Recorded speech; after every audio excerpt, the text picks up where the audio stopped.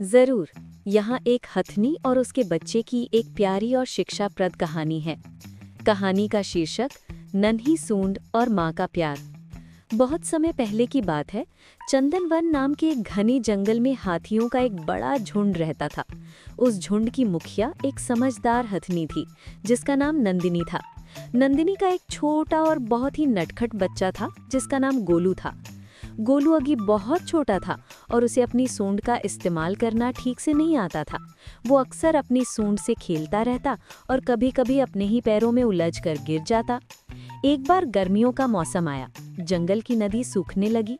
नंदिनी जानती थी कि अब उन्हें पानी की तलाश में जंगल के दूसरे हिस्से में जाना होगा जहाँ एक बड़ी झील है। उसने सभी हाथियों को इकट्ठा किया और यात्रा शुरू करने का आदेश दिया। रास्ता बहुत लंबा और पथरीला था। धूप बहुत तेज थी। नन्हा गोलू चलते चलते थक गया। वो रुक गया और अपनी माँ को देखकर धीरे से चिंघाड़ा, मानो कह रहा हो, माँ, मैं और नहीं चल सकता। नंदिनी समझ गई कि उसका बच्चा थक गया है। वो रुकी, अपनी सूंड से गोलू को प्यार से सहलाया और उसे थोड़ा सहारा देकर आगे बढ़ाया।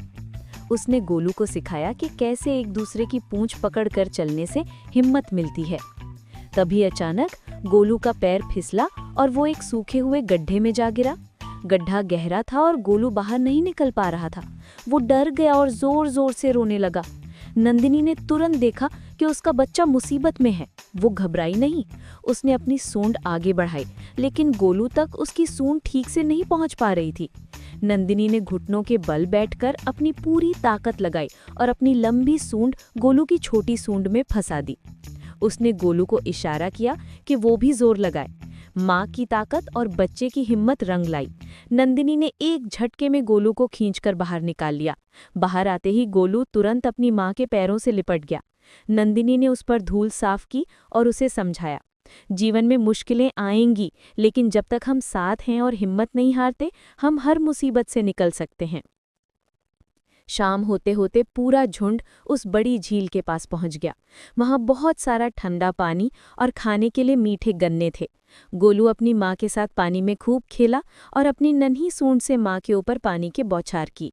शिक्षा: माँ का साया और परिवार का साथ सबसे बड़ी ताकत होती है। मुसीबत के समय घबराने की बजाय धैर्य और हिम्मत से काम लेना चाहिए।